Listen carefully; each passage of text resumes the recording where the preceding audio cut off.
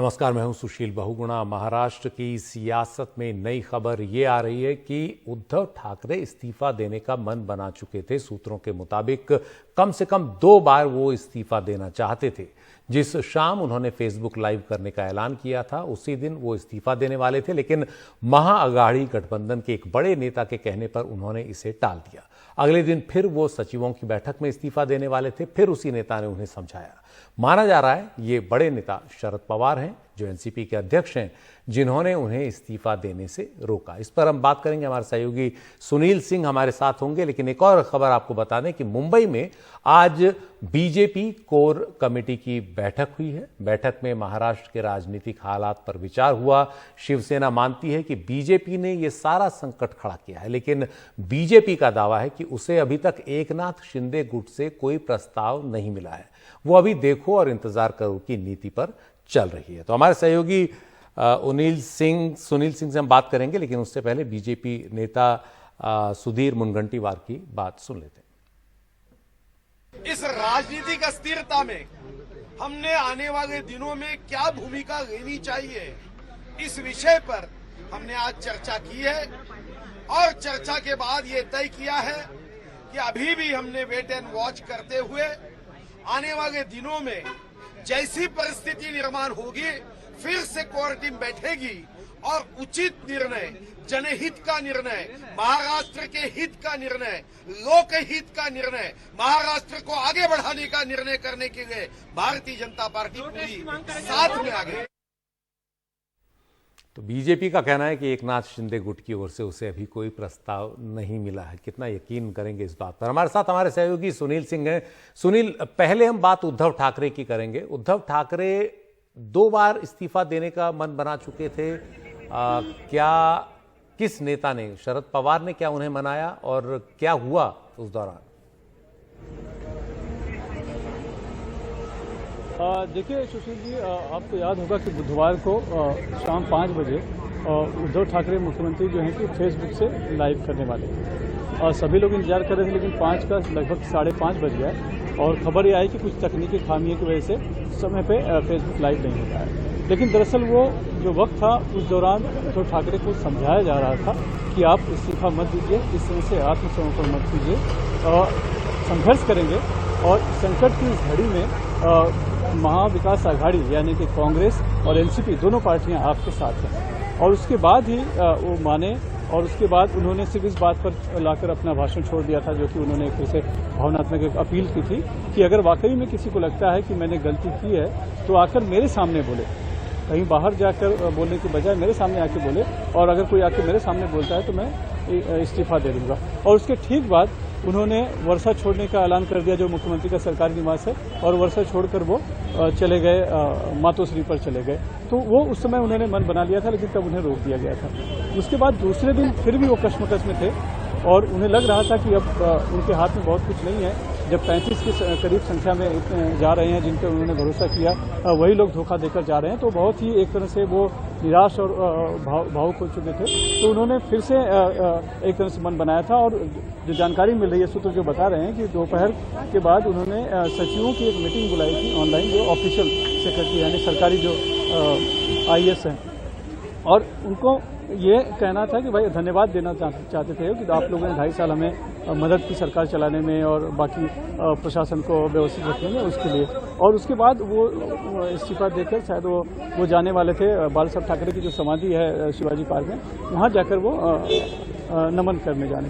लेकिन तब फिर से उसी नेता ने, जो कि महाविकास आघाड़ी के बड़े नेता हैं, उन्होंने उनको समझाया कि अभी भी हिम्मत हारने की जरूरत नहीं है। और हमने देखा कि शाम को उसी दिन शरद पवार जो है कि शाम को मातोश्री बंगलों पर गए थे, उनके साथ प्रफुल्ल पटेल थे, अजीत पवार थे जो उप मुख्यमंत्री हैं, और सबने मिलकर बात की। लगभग 2 घंटा वहाँ पर मीटिंग चली थी और उस दिन भी उनकी वो बात जो है वो चल गई। और उसके बाद से जो रुख जो बदला वो थोड़ा सा आक्रामक होता चला गया शिवसेना का। पहले विभाग प्रमुखों की बैठक हुई, उसके बाद जिला प्रमुखों की बैठक हुई और फिर राष्ट्रीय कार्यकारिणी की बैठक हुई और तय हुआ कि जो भी बागी हैं उनके जो भी बागी हैं वो गद्दार हैं और जो उनके पास वापस आएगा उसी को लिया जाएगा, वरना सभी को पार्टी से निष्कासित करने की बात तक हुई है। और साथ में आज हमने देखा कि कैसे सभी के मंत्री पद जो हैं वो दूसरे मंत्रियों को दे दिए गए हैं। शुक्रिया सुनील जी इस पूरी जानकारी के लिए।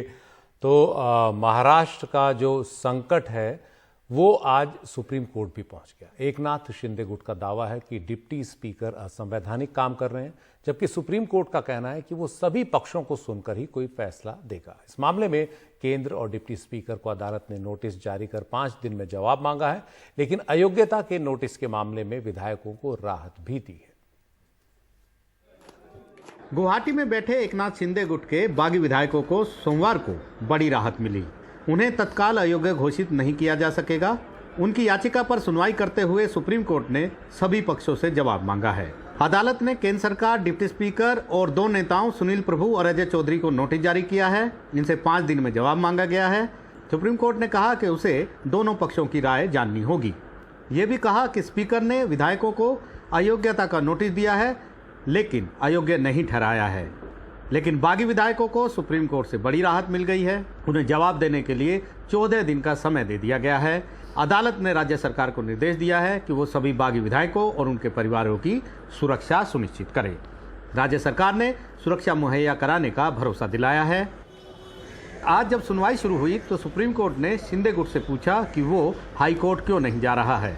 शिंदे गुट की ओर से वकीलों ने बताया कि अभी बॉम्बे हाई कोर्ट में जाने का माहौल नहीं है। उनको मारने की धमकी दी जा रही है, घरों पर तोड़फोड़ हो रही है, डिप्टी स्पीकर की कार्रवाई असंवैधानिक है, वो बहुत जल्दबाजी दिखा रहे हैं। वहीं उद्धव ठाकरे की ओर से पेश वकील अभिषेक मनु सिंघवी ने कहा कि अदालत इस मामले में अभी दखल न दे।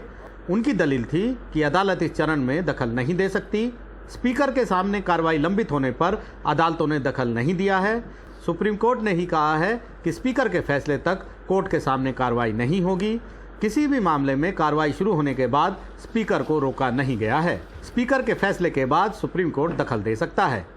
कोर्ट ने दूसरी साइड को टाइम फाइल करने का रिप्लाई फाइल करने का टाइम दिया है और इन द मीन टाइम ये कहा है कि हमारा समय जो आज एक्सपायर कर रहा था 5 बजे 27 को, वो रिप्लाई फाइल करने का टाइम 12 जुलाई तक एक्सटेंड का 12 या 11 वो आप चेक कर लीजिएगा, एक्सटेंड कर दिया गया है। और दूसरा जो 39 MLAs हैं, उनके फैमिली मेंबर्स हैं एटसेट्रा, उनकी लाइफ एंड लिबर्टी को स्टेट गवर्नमेंट प्रोटेक्ट करेगी और स्टेट गवर्नमेंट ने अंडरटेकिंग भी दी है कि वो कर रही है और करेगी भी। तो अब 11 जुलाई तक ये इशारा मिलेगा कि सुप्रीम कोर्ट इस पूरे मामले को किस तरह देख रहा है। नई दिल्ली से आशीष भार्गव की रिपोर्ट, NDTV इंडिया। उधर महाराष्ट्र में शिवसेना के बागियों से उनके विभाग वापस ले लिए गए हैं। एकनाथ शिंदे का विभाग सुभाष देसाई को दिया गया है। गुलाबराव पाटिल का विभाग अनिल परब को, बागी उदय सामंत का विभाग आदित्य ठाकरे को दिया गया है। शंभूराजे देसाई के 3 मंत्रालय वापस ले लिए गए हैं। राजेंद्र यड्रावकर के 4 मंत्रालय वापस ले लिए गए हैं और अब्दुल सत्तार से भी उनके सभी 3 मंत्रालय छीन लिए गए हैं। ओम प्रकाश उर्फ बच्चू कडू से भी 4 विभाग ले लिए गए हैं। तो बागी मंत्रियों पर यह कार्रवाई की है उद्धव ठाकरे ने, जो मुख्यमंत्री हैं। इस बीच उद्धव ठाकरे के बेटे आदित्य ठाकरे ने कहा कि बागियों में हिम्मत होती तो इस्तीफा देकर चुनाव लड़ते। कॉन्फिडेंस जीत की तो पूरी है और प्यार भी पूरा है। जो दगेबाजी करते हैं वो कभी जीतते नहीं है, जो भाग के जाते हैं वो कभी जीतते नहीं है। मैं अभी मुझे थोड़ा पढ़ना है, जो भी अभी का निर्णय हो मुझे पढ़ना पड़ेगा। नहीं, ये राजनीति नहीं, ये तो भी सर्कस बन गई है। और ये बताइए एक और सवाल, फ्लोर टेस्ट के लिए आप लोग तैयार हैं? फ्लोर टेस्ट से मुझे सबसे बड़ी टेस्ट यही है, अगर जो भी बागी है, जो भाग के गए हैं, जो खुद को रिबेलियन कह रहे हैं, रिबेलियन करना होता तो यहाँ हिम्मत से करते, राजीनामा देते, रिजाइन करते और सामने चुनाव के लिए खड़े रहते। मेरी बात पूरी होती। दूसरी फ्लोर टेस्ट यही होगी कि मेरे सामने बैठे आंखों में आंखें डाल के बोले कि हमने क्या गलत किया।